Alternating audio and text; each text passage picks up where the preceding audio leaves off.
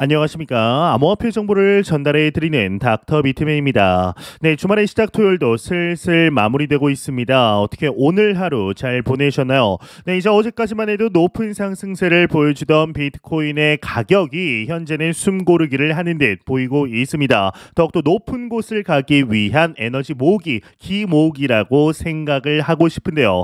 일단 비트코인의 경우는 전날 대비 0.96% 상승한 41,780달러대에 나타내고 있으며 이 위에 이더리움도 0.53% 상승한 2,265달러대에 나타내고 있습니다. 그 외에 메이저 알트코인들 전반적으로 보합 흐름을 나타내고 있는데 상승 후에 가격대를 유지하고 있는 것만 해도 상당히 유의미한 일이 아닌가라는 생각이 드는데요. 이 비트코인의 도미넌스는 50.8%, 이더리움 도미넌스는 16.9%를 나타내고 있으며 비트코인 반감기의 경우는 78여일 정도 남아 있습니다.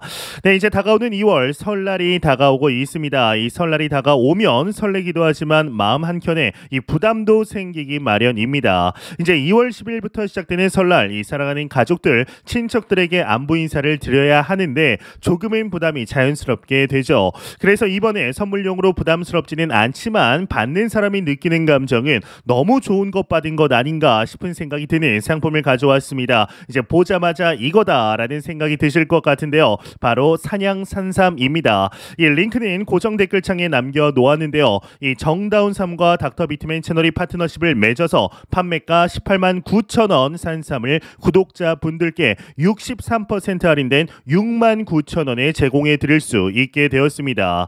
이 정다운삼의 경우는 이미 아시는 분들은 잘 아시는 브랜드입니다. 절대로 저렴하고 저품질의 산양삼삼이 아닙니다. 이제 현재까지 180만 뿌리 이상 판매할 만큼 소비자들에게도 인정을 받은 삼이다라고 보시면 되는데 이벤트 기한은 2월 6일까지이며 부담스럽지 않은 가격에 꽤나 괜찮은 선물 효과를 낼 수 있다라는 생각이 드는데요.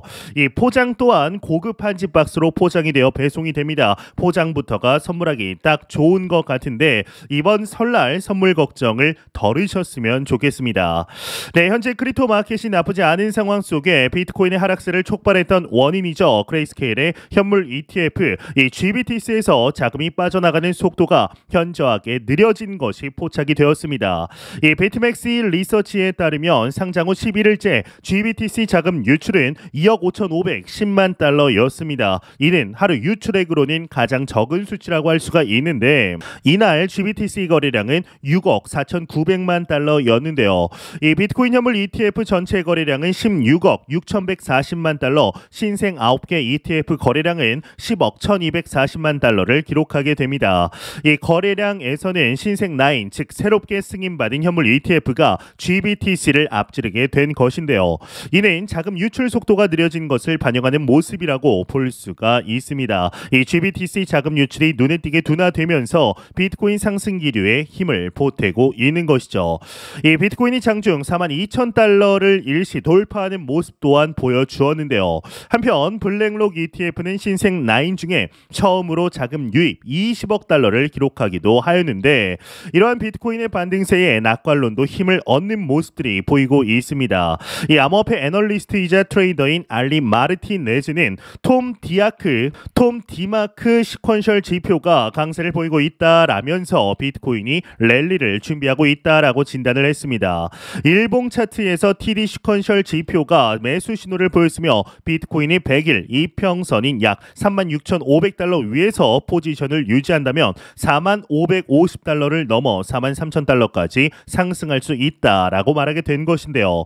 하지만 마르티네즈는 100일 이평선 지지선을 유지하지 못하면, 즉 파란색 선을 상단을 유지하지 못한다면 피보나치 되돌림을 기준으로 이 33,300달러까지 조정될 수 있다라는 경고 또한 하게 되었는데, 또한 알리는 활성 BTC 주소가 100만 개를 넘어서는 등 비트코인 네트워크 활동이 증가하고 있고 이는 참여와 사용이 증가하고 있다라는 신호라고 보게 되었습니다. 아울러 최근의 시장 조정에도 불구하고 비트코인 고래들이 더 많은 비트코인 축적, 즉 매집을 하고 있으며 1000BTC 이상을 보유한 46개의 신규 법인이 2주 만에 3% 증가했다라는 점을 강조하게 되었는데요. 한편 유명 유튜버 겸 암호화폐 트레이더 제이슨 피지노의 경우는 비트코인이 이번 상승 주기 최고점인 9,000달러 선을 지지선으로 전환할 수 있다라면 급등할 수 있을 것이다라는 전망을 하게 됩니다. 이 비트코인이 최고점을 탈환하기까지는 시간이 걸릴 수 있다. 그러나 일단 고점을 탈환한다면 2024년 하반기부터 2025년까지 급등하는 모습을 볼 수 있을 것이다라는 설명까지 하게 되는데, 추가적으로 비트코인은 현재 3만 달러 후반에서 지지선을 형성하려고 하고 있다. 아마도 반감기까지 이러한 모습을 지켜보게 될 것이다. 44,000달러 부근에서 저항을 받는다면 한 차례 더 하락할 수 있다라는 견해를 내비치게 됩니다.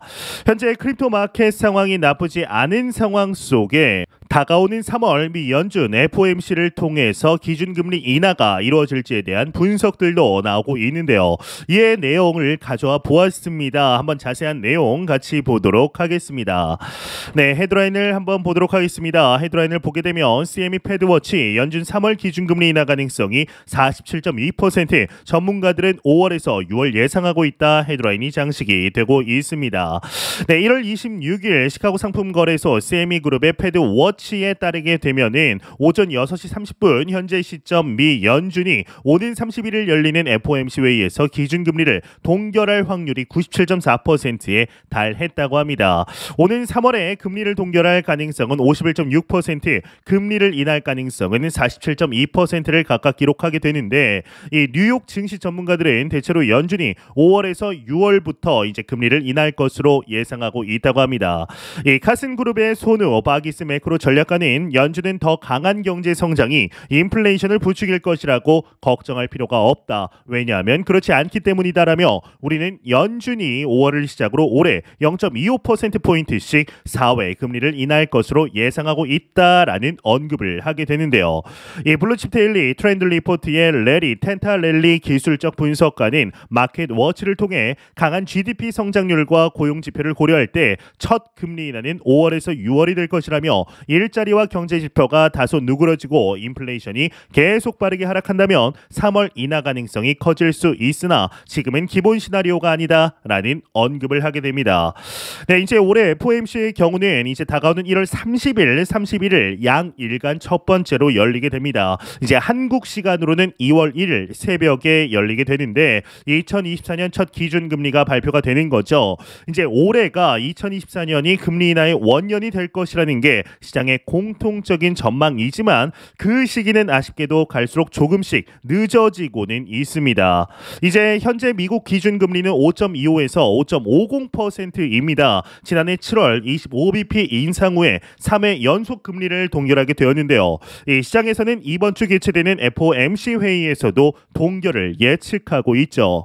통화 정책 변화에 신중해야 한다는 연준의 매파적인 메시지와 함께 최근 발표된 경제 지표들도 이 미국 금리 인하가 시급하지 않음을 좀 시사하고 있는 중인데요. 이 현재 미국 내 고용도 탄탄하죠. 이 미국 실업률은 3.7%로 잠재 실업률 수준을 밑돌고 있으며 이제 12월 비농업 신규 고용자 수는 전월 대비 21만 6천 건 증가하였습니다. 이 미국 제조업과 서비스 구매 관리자 지수 또한 예상치를 웃돌게 되었는데요. 이제 3월 금리 인하 가능성이 한 달 전 75.6%에서 현재 앞서 보신 대로 50% 선으로 보고 있는데, 그럼에도 이것은 3월 FOMC에서 금리 인하를 할 것이냐 말 것이냐의 문제이지 올해 금리 인하가 될 것이라는 데에는 이견이 없는 상황입니다. 이제 올해 초대형 이벤트였던 현물 ETF는 승인이 났고 다가오는 4월 비트코인 반감기가 예정되어 있는 상황 속 3월 금리 인하까지 진행이 된다라고 한다면 이 상승에 크나큰 도움이 될 것으로 보이는데요. 이 과연 어떻게 진행이 될 것인지 이제 추가적인 소식 나오는 대로 바로 알려드리도록 하겠습니다. 네, 이제 이런 소식과 더불어서 매일같이 나오는 리플 XRP 관련 소식 오늘도 또한 나왔습니다. 현재 XRP ETF의 출시의 가능성을 두고 설왕설래가 이어지고 있습니다. 이제 한 X.com의 트위터의 유저의 경우는 이 리플이 뉴욕에서 사업 개발 시니어 매니저를 모집 중이다. 이 직무 설명에 암호화폐 관련 ETF 이니셔티브 추진이 있다. 우리가 상상했던 것보다 예전보다 XRP ETF가 더 가까워졌다라는 뜻이 아닐까라는 이제 포스팅을 했다고 합니다. 예, 폭스 비즈니스의 계좌 이 엘리노어 테렛의 경우는 XRP 현물 ETF가 출시되려면 먼저 선물 ETF가 있어야 한다. 미 SEC가 비트코인 현물 ETF를 승인한 것은 CME 비트코인 선물 시장이 사기 및 시장 조작을 감시하기에 충분하다라는 결론을 내렸기 때문이다 라고 답하게 되었는데요. 약 110만 X팔로워를 보유한 유명 암호화폐 트레이더 겸 애널리스트 라크 데이비스는 자신의 X.com을 통해서 2024년에는 암호화폐 업계 발전을 가속화할 엄청난 촉매제들이 기다리고 있다라며 오는 5월 미 SEC는 첫 이더리움 현물 ETF 신청에 대한 답변을 내놓을 예정이다. 이미 이더리움 선물 ETF가 승인했기 때문에 이더리움은 증권이 아닌 것으로 분류된다. XRP도 증권이 아닌 것으로 판례가 나왔기 때문에 현물 ETF 출시 가능성도 있다라고 예상하게 되었습니다. 반면 블룸버그 ETF 전문 애널리스트 제임스 쉐이파트의 경우는 최근 한 유튜브 방송에 출연해서 이제 올해 XRP 현물 ETF는 출시될 가능성이 매우 낮다라고 언급을 하였는데요. 이 제임스 쉐이파트의 경우는 XRP는 CME에서 거래되는 비트코인이나 이더리움과는 좀 다르다. 이 규제 환경이 개선된다는 가정하에 XRP 현물 ETF는 2025년에나 출시될 수 있을 것이다 라고 예측하게 됩니다. 이처럼 XRP ETF에 대한 관심이 지속적으로 증가하는 상황 속에 이 리플의 CTO이죠. 데이비드 슈왈츠가 코인데스크와 인터뷰를 한 내용이 있어 한번 나누어 보려고 하는데 내용이 재밌습니다. 이 리플에 열광하는 팬들이 축복이자 저주라고 하는데요. 자세한 내용 함께 보도록 하겠습니다. 네, 헤드라인을 보겠습니다. 헤드라인을 보게 되면 팬들은 축복이자 저주다 이렇게 헤드라인이 장식이 되어 있습니다. 과연 이게 무슨 의미일까요? 일단 기사 처음에도 이렇게 시작을 하죠. 축복이면서 저주입니다 하면서 웃었다고 하는데 이 리플랩스의 CTO 데이비드 슈왈츠는 XRP에 열광하는 암호화폐 팬들에 대한 솔직한 심정을 나타냈다고 합니다. 이 코인데스크와의 인터뷰에서 리플사의 비전과 기술적인 발전에 대해서 말을 했다고 하는데 이제 기자가 이렇게 이제 물어본 거죠. 리플랩스는 SEC와의 법적 분쟁에 승리했다. 이후 XRP 레저는 어떤 변화를 겪었냐? CTO는 분쟁 이후 우리는 은행과 다른 고객들을 유치하기 위해 계속해서 노력했다. 이 비트코인과 이더리움과 같은 주류 암호화폐 커뮤니티에 진입하는 데 어려움이 있었지만 우리는 XRP 레저의 기술적 진보에 초점을 맞추고 있다라고 이야기를 하고 있습니다. 그러면서 좀 쓸데없는 내용들은 그냥 걷어내겠습니다. 일단 또 기자가 또 물어봤습니다. XRP 아미와 같은 열렬한 지지자들 이제 투자자들 기대는 어떻게 충족시키고 있나라고 이야기를 하는데 CTO가 분명 축복이자 저주이다라고 하면서 웃었다라는 거죠. 이제 축복이라는 뜻은 이 리플사의 전망들 그리고 사업적인 비즈니스적인 측면에서는 실제적으로 엄청난 성장을 하고 있는데 이 저주라는 것은 그럼에도 불구하고 XRP 가격이 오르지 않는다라는 뜻으로 이야기를 한 것이 아닐까 싶습니다. 이 상장 기업이 아닌 회사의 열성적인 팬이 있다라는 것은 대단한 일이다라고 생각한다. 이 회사가 하는 모든 일을 팔로우하고 회사 내부의 모든 움직임을 따르는 사람들이 있다. 테슬라나 애플도 마찬가지지만 이 경우에는 이상한 광기를 투사하는 팬층이 있다라는 것은 기묘한 일이다. 저는 가끔씩 이런 일이 너무 심해지면 건설적인 일을 하려고 노력하는 사람들에게 나쁜 영향을 미친다고 생각한다라고 이야기를 하면서 이 문제는 제가 사람들과 소통하면 사람들은 제가 그들을 부추긴다고 비난한다라고 하는 것이다. 하지만 제가 참여하지 않으면 사람들은 당신은 문제를 무시하고 있다라고 말한다. 참여하면 망하고 안 해도 망한다라는 식이다. 도대체 나보고 어쩌라는 거냐. 이래도 뭐라고 하고 저래도 뭐라고 하는데 나보고 도대체 어쩌라는 거냐라고 이야기를 하는 데 보입니다. 그러면서 솔직히 말씀드리자면 제가 보기에도 틀린 것 같지만 사실인지 아닌지 알 수 없는 말을 하는 사람이 있다라고 해보자. 예를 들어서 아마존이 내일 XRP 결제 지원을 한대요 라고 누가 말한다. 저는 그게 사실이 아니라고 확신한다. 물론 가능성의 영역이지만 가능성은 희박해 보이지만 매번 누군가가 그런 말을 할 때마다 제가 나서서 그건 사실이 아니다라고 하면은 어떻게 될까? 누군가는 제 말을 믿고 이제 XRP를 팔 것이다. 말도 안 되는 일이 일어나기 때문에 항상 매우 조심해야 한다. 라면서 그간의 솔직한 심정을 밝힌 것이 아닐까 싶습니다. 이제 CTO를 데이비드 슈와츠가 이야기를 하는 것을 보게 되면은 그간 참 이래저래 커뮤니티에 쌓여있던 감정들이 많았구나라는 것을 좀 알 수가 있겠는데요. 있죠. 그러면서 SEC 소송 이후 리플랩스와 XRP 레저의 주요 목표는 무엇이냐? 우리의 주요 목표는 리플렛과 같은 국제 결제 플랫폼을 통해 글로벌 금융 시스템의 일부가 되는 거다. XRP 레저와 XRP 암호화폐 채택을 증진시키는 것이 핵심이다라고 이야기를 하고 있습니다. 이는 리플랩스의 초기 목표가 현재까지도 유지되고 있구나라는 것을 알 수가 있겠죠. 그러면서 XRP 레저가 중앙화되어 있다라는 비판에 대해서는 어떻게 생각을 하느냐? 이 얘기도 상당히 많이 나왔었습니다. 이 XRP 레저 합의 메커니즘은 중앙화되어 있지 않다. 거래 순서를 정하는 데 사용되고 이더리움과 같은 다른 시스템에서 나타나는 프론트 러닝 문제를 피할 수 있다. 리플과 XRP 레저에 대한 비판적 시각 항상 있었다. 하지만 우리는 계속해서 기술을 발전시키고 더 나은 서비스를 제공하기 위해 노력하고 있다. 마지막으로 앞으로의 계획이나 목표에 대해서 말씀해 줄 수 있나요? 이 리플과 XRP 레저가 갖고 있는 잠재력을 최대한 발휘하려고 한다. 규제 환경과 시장 수용도의 도전에도 불구하고 우리는 기술적 진보와 커뮤니티 내 위치에 낙관적이다 라면서 마무리되고 있습니다. 이제 마지막에는 상당히 원론적인 대답입니다. 이제 앞으로 발전하는 규제, 나아가는 규제에 맞춰서 현재까지 이제 해온 것처럼 잘 해내겠다라는 이야기죠. 참 말도 많고 탈도 많은 이제 수많은 암호화폐 중에서 애증의 코인이라고 불리우는 이 XRP에 대해서 참 말이 많습니다.